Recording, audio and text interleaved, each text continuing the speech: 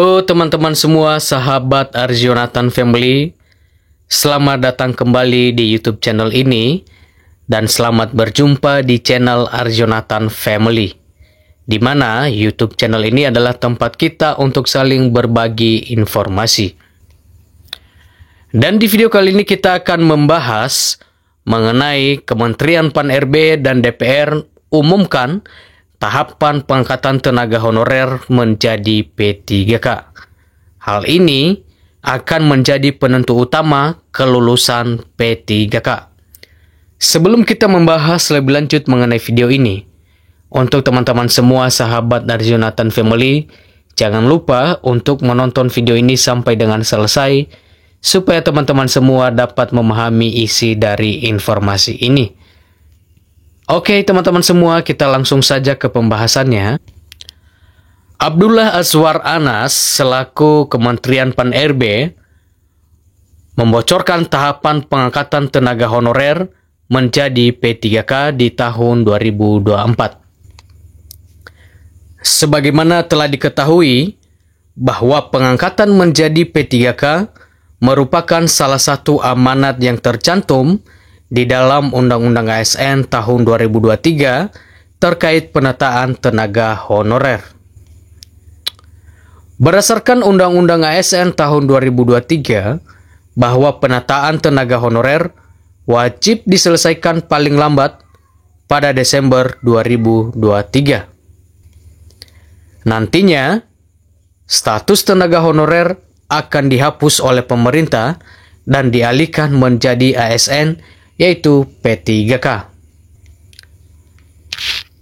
Abdullah Azwar Anas selaku Kementerian Pan-RB kemudian membocorkan 5 tahapan pengangkatan tenaga honorer menjadi P3K sebagai berikut. Yang pertama adalah pendataan tenaga honorer melalui surat edaran Menpan-RB nomor 185/1511. Berikutnya adalah lolos verifikasi dan validasi data oleh BPKP dan juga BKN. Berikutnya yaitu seleksi P3K full time dengan pengalihan status P3K part time. Berikutnya adalah penetapan kebutuhan formasi P3K. Kemudian yaitu penetapan status P3K part time dan full time. Dikutip dari salah satu channel YouTube, TVR Parlemen pada Selasa 21 Mei 2024, Mardani Alisera selaku anggota Komisi 2 DPR RI juga mengungkapkan bahwa sebagian tenaga honorer nantinya akan diangkat menjadi ASN melalui P3K, part-time ataupun paruh waktu. Kendati demikian, anggota Komisi 2 DPR RI itu menekankan bahwa semua tenaga honorer ditargetkan menjadi P3K full time atau penuh waktu. Undang-Undang ASN tahun 2023 yang disahkan secara tegas pada Desember 2024 bahwa seluruh honorer masalahnya sudah selesai. Pintunya yaitu P3K. Nanti mungkin beban ekonominya lebih besar, dibagi dua dulu, ada yang penuh waktu dan paruh waktu. Tetapi yang menjadi targetnya adalah semua menjadi penuh waktu. Hal ini disampaikan oleh Mardani Alisera. Kemudian menurut Mardani Alisera bahwa penataan tenaga honorer wajib diselesaikan dengan mengangkat semua honorer yang telah terdata di dalam database BKN sesuai dengan amanat Undang-Undang ASN tahun 2023. Namun, banyaknya total tenaga honorer di Indonesia akan membuat pemerintah perlu untuk menyesuaikan dengan anggaran negara dalam proses pengangkatan menjadi P3K. Hal tersebut membuat skema pengangkatan honorer harus dibagi menjadi 2, yaitu full time dan juga part time. Kemudian, kewajiban untuk mengangkat semua honorer, karena sekarang hampir totalnya 2,3 juta, dan menyerap honorer dalam waktu bersamaan, itu akan menjadi beban keuangan negara yang beratnya termasuk daerah. Rata-rata profil ASN yaitu 22% di pusat dan 78% di daerah. Hal ini disampaikan oleh Mardani Alisera selaku anggota Komisi 2 DPR RI. Kemudian ia juga mengatakan bahwa daerah masih memikirkan dari mana dana yang diperlukan, tetapi oleh undang-undang itu wajib diterima. Biar diterima dulu semuanya dan akan masuk gerbong dulu, jadi ada gerbong full time dan juga part time.